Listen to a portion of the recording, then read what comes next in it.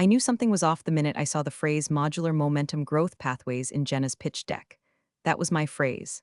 Hell, I came up with it during a migraine and two stale vending machine Pop-Tarts at a Hampton Inn off I-70. No one else at Viron had ever uttered those words before, mostly because they sound like corporate gobbledygook until you see them in action. But there it was, front and center on slide 4 of her shiny new presentation.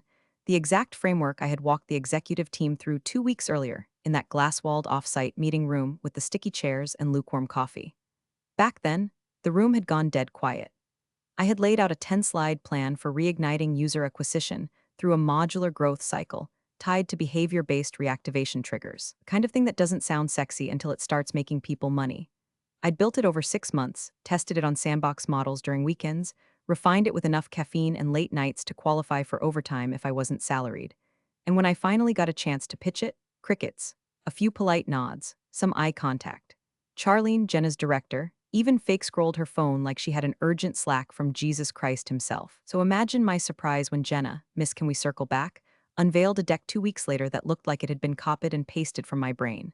Same pillars, same cycle names, same damn order. Except now, suddenly, everyone's acting like she'd cured business cancer.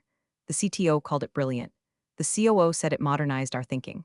I just sat there in that meeting room, blinking slow, hands folded in my lap like a widow at a mafia funeral, trying to decide if I should throw up or start laughing. That moment, that was the sound of my last nerve snapping without a warning. And listen, if you've ever had someone professionally rob you in daylight with a smile on their face and glitter PowerPoint animations, please hit that like button and consider subscribing. 90% of you don't, and I get it. Maybe you're multitasking or yelling at a coworker right now, but it really helps the team keep telling stories like this one. Also, petty revenge runs on caffeine and approval. Now, I didn't cause a scene. I didn't scream or flip the conference table, though God knows I fantasized about sending her coffee flying into her lap and blaming it on a marketing accident. I just stared at that screen as Jenna ran through my life cycle tears like she was reciting her grocery list. She even had the audacity to use the term strategic tempo zones, which I literally coined while muttering to myself in a Target parking lot. I remember because I had to stop walking and write it on a napkin. I waited until after the meeting, walked straight back to my desk, and did something I hadn't done in a long time. I pulled out my personal laptop, yes, the forbidden fruit of BYOD hell, and logged into an old Google Drive, the one no one at Viron knew existed. The one where all my real work lived. You see, I learned a long time ago that being a woman in corporate strategy means keeping receipts like a paranoid tax auditor. Especially when the Jennas of the world get promoted for sounding confident while explaining your brilliance with a sugar smile and recycled jargon. I opened the folder labeled Crane IP Core Frameworks, and there it was, the exact strategic model, time-stamped, annotated, versions stretching back to 2021. Right there in black and white. I stared at it for a long time, letting the silence in my apartment fill with something new. Not sadness, not even anger, strategy. Cold, precise, unshakable. See, I had pitched that framework at the offsite to test it, sure, but also to see if the company would do the right thing and acknowledge its source. Instead, they let Jenna skate off with credit like I was just some background NPC in her success story. But they forgot one thing. I don't just build strategies, I own them. And now, I was done sharing. I didn't march into Charlene's office guns blazing. That's not how you survive 16 years in corporate America without becoming a bitter headline. No, I walked in calm, calculated, like I was asking for a stapler refill, not a goddamn retraction of a stolen strategic identity. Her office smelled like lavender lotion and moral superiority. That stupid little she believed she could so she did plaque sat angled just so on her shelf, next to a framed picture of her dog in a Harvard hoodie. She looked up when I knocked. Her eyes, already glazing over like her brain, had put me in the nuisance category before I opened my mouth. I wanted to talk about the growth strategy Jenna presented last week, I said. It bore more than a passing resemblance to the framework I shared at the offsite. Charlene didn't blink. She sipped her chai like she was watching reruns of a show she barely liked. She murmured, setting the mug down with the grace of someone who drinks her own Kool-Aid. Yes, we did see some overlap. Overlap, I repeated, careful to keep my tone steady. Charlene, it was identical, down to the tier names. It was my strategy. She leaned back and gave me that smile. You know the one? The HR-certified, spiritually passive-aggressive grin that says, I'm about to gaslight you with such finesse you'll question the shape of water. It's company policy, she said lightly like she was offering a biscuit.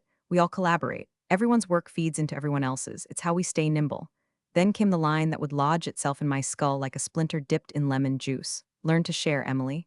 That was it. No apology. No curiosity. Not even a lazy attempt to pretend she'd look into it. Just a verbal pat on the head from a woman who probably had a Pinterest board titled Boss Babe Energy and thought stealing ideas was some kind of communal trust fall. I nodded, once. I didn't argue. I didn't beg. I just turned and walked out of her office with the kind of mechanical grace you only develop after years of swallowing your own voice in meetings where men mispronounce your name, but still quote your data. Back at my desk, I closed all tabs, shut down every active workspace, and ran a quiet script to delete all my local working files from the shared system. Not because I was being petty, because I was done feeding the machine. They wanted collaboration? Let them crowdsource mediocrity.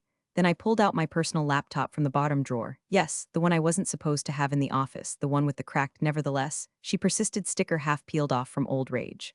I plugged it in, opened Chrome, and logged into my private Google Drive. There it was. Crane IP Core Frameworks, my real baby. The strategy documents no one had access to, versioned, labeled, and dated all the way back to the year Viron made me temporary project lead instead of promoting me. I scrolled past the folders labeled behavioral funnels, growth tiers, and retention webs, and clicked into the master doc. Metadata stared back at me like a silent witness in a courtroom drama. I hadn't just written the strategy. I had nurtured it, modeled it, tested it on side projects I ran under NDA for friends' startups. And thank God I had the foresight to keep those receipts. Because the look on Charlene's face had told me everything I needed to know. There was no internal justice. There would be no official review, no resolution, no accountability. This company didn't protect value, it consumed it. But what they didn't realize was that I had already separated the roots from the soil. I had a legal firewall in the shape of an LLC. And now, they were going to learn what happens when you tell a strategist to learn to share without checking who owns the blueprints. I closed my laptop. And for the first time in a long time, I smiled. 2 years ago, I took a sabbatical that everyone at Viron thought was about self-care. That was the buzzword of the quarter, probably cooked up by the same exec who called unpaid overtime passion alignment. But the truth is, I didn't take 3 months off to go find myself on some yoga mat in Sedona. I took it because I was damn tired of building scaffolding for other people's promotions. I needed time to build something that couldn't be yanked from under me the second someone in a blazer smiled harder. So while they imagined me journaling in the woods or recharging with kombucha, I was sitting in a dusty corner of my apartment surrounded by whiteboards, diagrams, and empty coffee mugs, building out a complete, end-to-end growth ecosystem. Not just ideas, systems, tools, language. I codified every instinct I'd refined over 20 years and gave it structure. Something transferable, licensable, mine. That's when I formed Craneworks LLC. It cost $89 to incorporate. Another $150 for a virtual office address and EIN registration. I still remember clicking submit at 1:43 a.m., my screen dimmed so I wouldn't get another migraine. I poured myself a glass of boxed wine and toasted the dumb little confirmation email that made it official. I was done being a ghostwriter for other people's success stories. Then I paid extra, a lot extra, for time-stamped vault storage through an online IP legal service. It wasn't cheap, but I wasn't messing around. Every framework, every diagram, every strategic taxonomy had a verified upload date tied to my name, locked in encrypted vaults that could be subpoenaed if needed. Overkill? Probably. But if you've ever had a junior manager explain your own metrics to you like he invented math, you know what I mean. I didn't tell anyone at Viron. Why would I? I'd learned long ago that in most corporate environments, transparency is just a faster way to get robbed. And still, when I came back from sabbatical, I did try to play nice. I offered cross-pollination, like they asked. I participated in those stupid brown bag lunch sessions, where we all pretended to brainstorm, but really just repackaged old ideas with newer fonts. I even shared a neutered version of one framework to test the waters. The feedback? Lukewarm. One VP told me it felt a little dense, and maybe I should infuse more marketing energy. Another asked if it could be simplified for someone not so deep in strategy, like the C-suite who makes the decisions. And Jenna? She was still in junior brand development back then, more concerned with hashtags than heuristics. So I filed it all away, returned to my usual quiet excellence. Let the deck gather dust until, 2 years later, it magically reappeared in Jenna's hands dressed in pastel gradients and buzzwords she probably Googled that morning. But here's the difference. When she copied that strategy, she wasn't just stealing slides. She was activating a legal minefield. Because the minute she clicked present, she put herself, and Viron, on the wrong side of a line I had drawn 2 years earlier in a dusty apartment with a broken air conditioner and nothing to lose. This wasn't going to be some HR tattletale moment. This was going to be surgical. Because while Jenna was learning how to pitch big ideas, I was quietly learning how to own them. And soon, everyone was going to find out what happens when you try to rebrand someone else's work, without checking if it's legally trademarked. The day after Charlene's smug little learn to share sermon, I showed up to work with a thumb drive in my purse and blood in my mouth. Not literal blood, but that coppery taste of betrayal you can't quite swallow. I didn't blast music on the drive in like I normally did. No morning podcast. No latte. Just silence and the slow click of my turn signal as I pulled into the same parking spot I'd parked in for 11 years, suddenly feeling like it belonged to someone else. I didn't say good morning to anyone. Just walked in, logged on, and got to work. Not their work. Mine. I opened Slack first. Not to send a message, but to search. Strategy session. Growth tiers. Emily Deck. Offsite recap. The threads were all there. Timestamps. Mentions. One thread even had Jenna reacting to my initial file upload with a thumbs up emoji and that infuriating little clapping love this. Reply. Love this? She loved it so much she copied it slide by slide and stripped the watermark off the master deck. Next up, email. I scoured my inbox and sent folders. My original draft, my notes to Charlene, my attached prep file for the offsite, even the confirmation email from the conference center with the projector spec requests. I'd wanted to test how my diagrams looked in 4:3 format because, unlike Jenna, I actually build my decks instead of slapping logos on stock graphics. Then I went into our internal cloud storage system. Viron thought it was secure, but someone had left access logs on default settings. I traced every version of my deck, who viewed it, who downloaded it, when. Jenna's name popped up a week after the offsite, right before the timestamp on her new vision pitch appeared. Classic rookie mistake: steal the playbook but forget the stadium has cameras. By noon, I had enough to start the burn. I plugged in the thumb drive, copied everything, every receipt, every Slack thread, every draft, and zipped it up. Then I opened my personal Gmail, attached the file to a clean thread with my IP attorney, and typed 7 words: we may need to file. Stand by. Her reply came back 10 minutes later. Ready when you are, let me know. That's when I really started documenting. Not just for legal defense, but for narrative. Because I knew that this was going to come down to who could tell the better story under pressure. And let me tell you, I wasn't about to let Jenna shape this as some creative overlap misunderstanding. I started screen recording my own navigation through the folders, took videos of my screen showing version history, screenshot after screenshot of file names, timestamps, file hashes. I exported everything with SHA 256 checksums so they couldn't claim I tampered with dates later. I even pulled up an old text to my sister from back in 2021 where I joked about building a playbook they'll probably steal someday. It felt like prophecy. Oh, and I printed everything. Not just because I'm old school, but because one thing I've learned: when the power goes out or IT locks your badge, you still need evidence. Paper doesn't crash. Paper doesn't log you out. By the end of the day, I had a 3-inch stack of physical proof and a 278 MB archive on an encrypted USB drive. I wasn't ready to launch yet, not quite, but the missiles were loaded. The targeting systems were online, and Jenna was out here giving interviews to the internal newsletter about her approach to agile brand optimization, like she hadn't just walked off with a briefcase of stolen fire. She had no idea how deep the roots of this thing went. But soon, she would. It was a Tuesday. Always is, for some reason: betrayals, audits, firings, they love a good Tuesday. The sky was that dead fluorescent gray, the kind that makes everything outside the window look like a screensaver. I got in early, earlier than usual. Not to work on some new initiative or save the latest dumpster fire, but to wait. My attorney had submitted the IP violation notice at 8:02 a.m. Eastern. That's when the fuse lit. The message went directly to Viron's legal team and the board's designated compliance counsel. Subject line was simple: surgical, IP rights enforcement strategic framework violation. Attached were 3 documents: the proof of ownership ledger from the vault, a comparative analysis showing my framework vs Jenna's, and a formal notice outlining the breach and exposure risk. Then came the real kicker: a line buried in the second paragraph that read, pending resolution, Craneworks LLC reserves the right to seek damages, including any loss of licensing opportunity or public misattribution impacting the market perception of proprietary work. Translation: if they didn't act fast, this wasn't just a workplace squabble. It was a legal liability with $signs attached. And make no mistake, I didn't do this for revenge. I did it because people like Jenna bank on silence.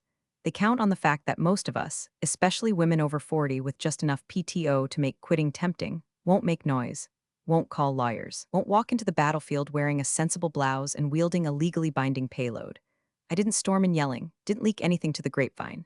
I went about my day like nothing had happened, answered emails, reviewed a product launch brief, ate my sad little turkey sandwich in the break room while someone microwaved fish behind me like an act of war. Meanwhile, behind the glass, the first signs of panic started to ripple. Around noon, I saw Viron's head of legal, Marcus, walking unusually fast across the atrium. He usually moved like a man who'd never felt wind resistance before. Now he was speed walking with his tie slightly askew, holding a red folder that matched the exact shade of institutional dread. 15 minutes later, an emergency compliance meeting appeared on the board's shared calendar. Private. Invite only. I wasn't on the list. Didn't need to be. I'd already said everything I had to say, in ink and law. By 2 p.m., someone from IT requested access logs for internal file downloads dated 3 weeks prior. I knew the dates by heart. Jenna had accessed my original framework doc 2 days before her big reveal, and I'd flagged the exact timestamp like a sniper lining up a shot. Charlene and Jenna were still floating above it, all like flies on whipped cream, blissfully unaware. Jenna even stopped by my desk around 3 o'clock to ask if I could eyeball the funnel segmentation she was playing with. I looked her straight in the face, smiled just enough to hide the poison in my molars, and said, "You'll get plenty of eyes on it soon, I'm sure." And then I waited. Every hour that passed rang louder than the last. No one said anything to me. No calls, no pings, but I could feel it like a storm moving underground. Systems being accessed, calendars being updated, legal templates being drafted with words like exposure, compliance risk, material misstatement. I stayed late, not because I had to, just to make sure they knew I wasn't afraid of the dark. At 6:48 p.m., my phone buzzed, not a call, a calendar update. Subject, IP risk timeline request strategy review. It was addressed to the full executive board. And at the very bottom, the new invitee listed by legal, Emily Crane. Strategic asset IP claimant. They didn't know it yet, but I'd already won. Now it was just a matter of how loud they wanted this explosion to be. By Wednesday morning, the cracks weren't just forming, they were hissing. You could feel it in the way people spoke in hushed tones near the espresso machine, or how certain Slack channels suddenly went quiet, like the digital equivalent of rats scurrying under floorboards. At 9:03 a.m., Marcus from Legal sent out a firm-wide statement about proactive auditing and process clarity, the kind of corporate word salad you serve when your house is halfway on fire, but you still want investors to think the curtains are just warm. The subject line was Operational Transparency Initiative, which made me snort into my coffee. Bold of them to pretend this was routine. I'd seen fish tanks cleaned with more subtlety. But the real damage started in the back end. I got a tip unofficially from someone in IT I used to mentor. Let's call him Kyle, though his real name isn't important. What mattered was that Kyle had access to the access logs, and Kyle had a conscience.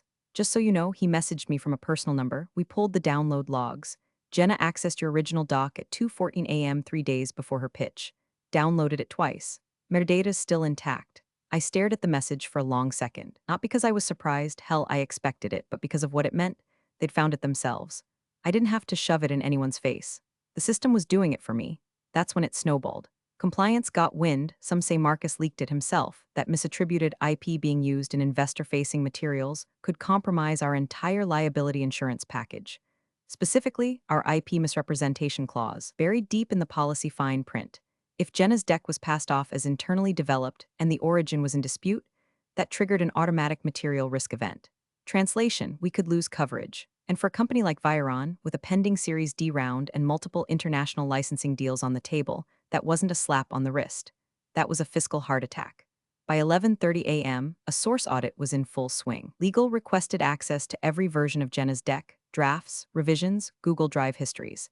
I heard through the grapevine that Charlene's assistant had to pull backup copies from her own email because Jenna couldn't produce originals.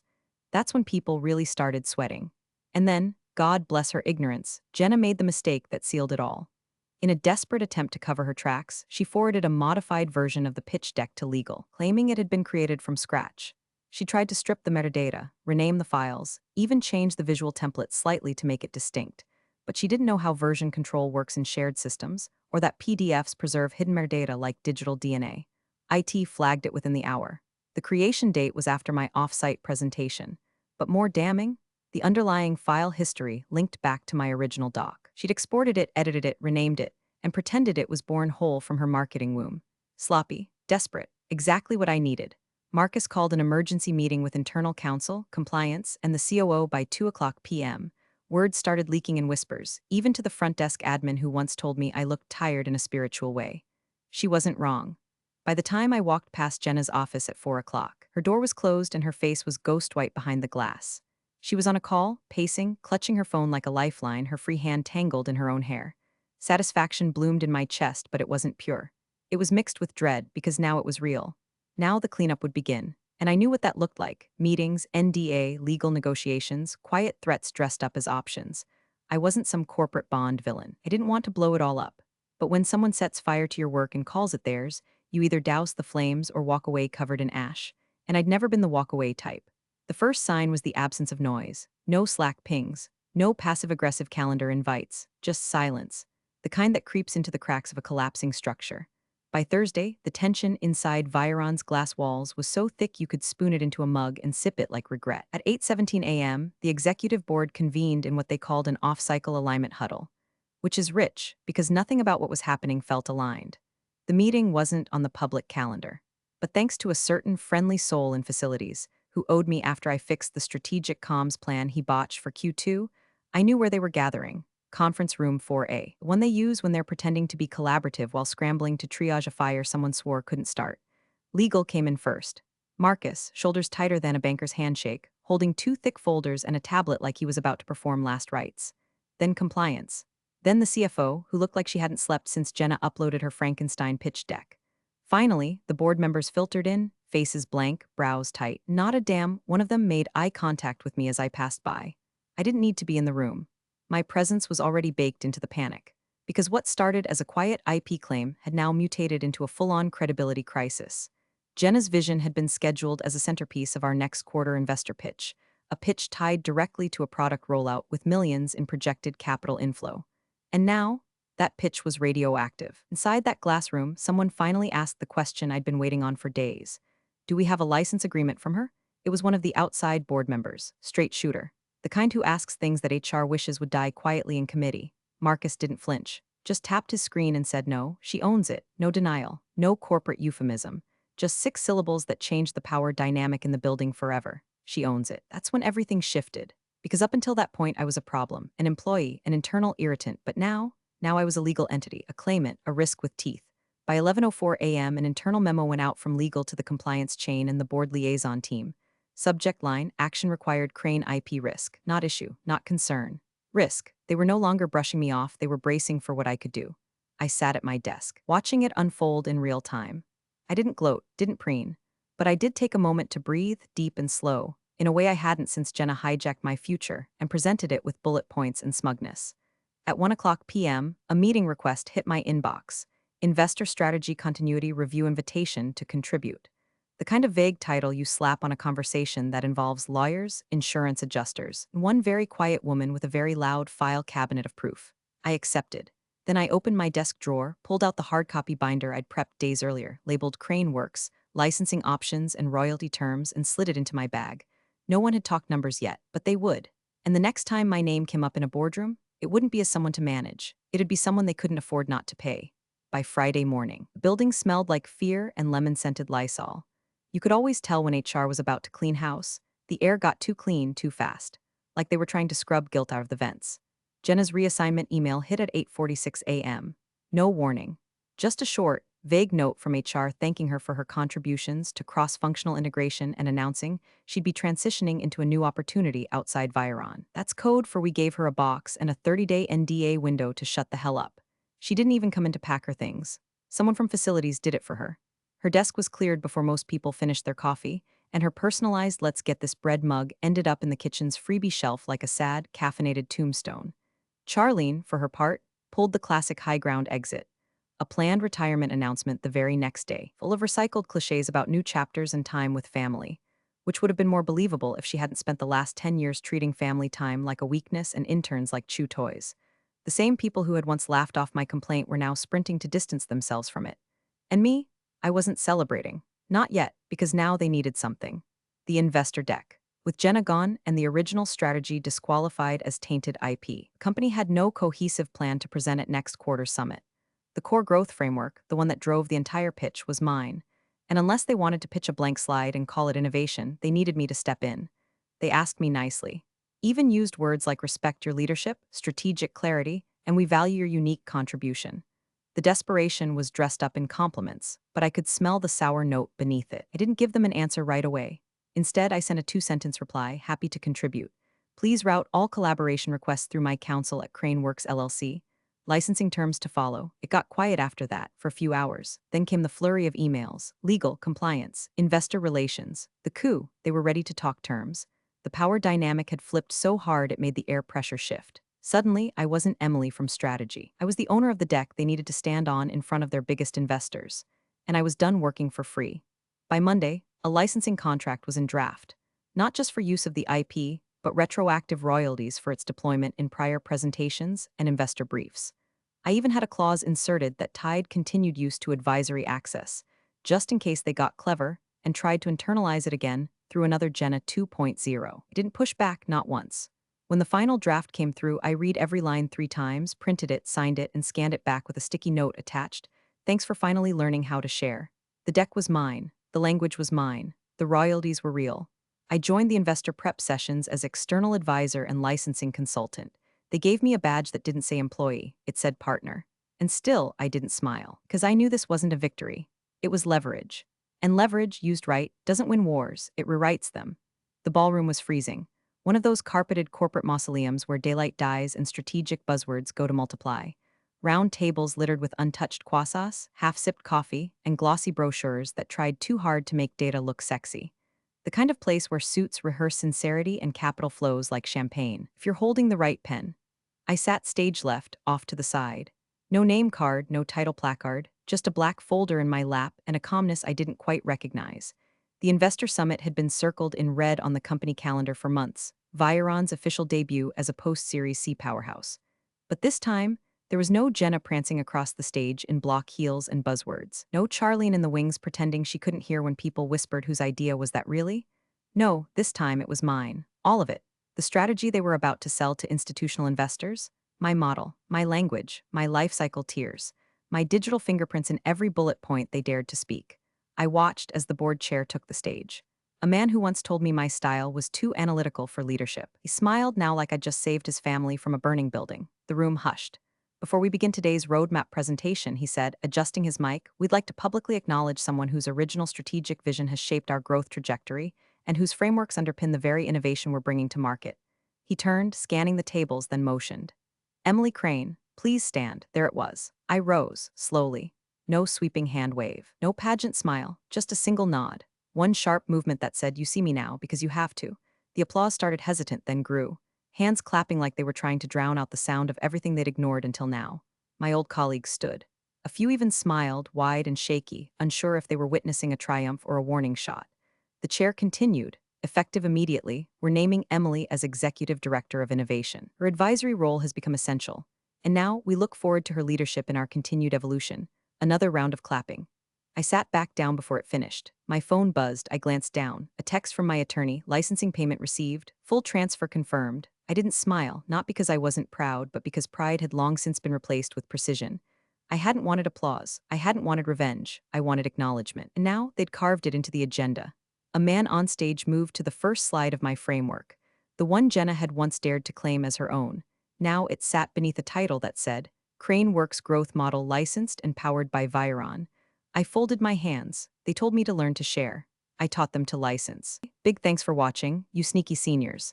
Subscribe to keep the coffee pot brewing revenge. Your ex-colleagues won't know what hit 'em.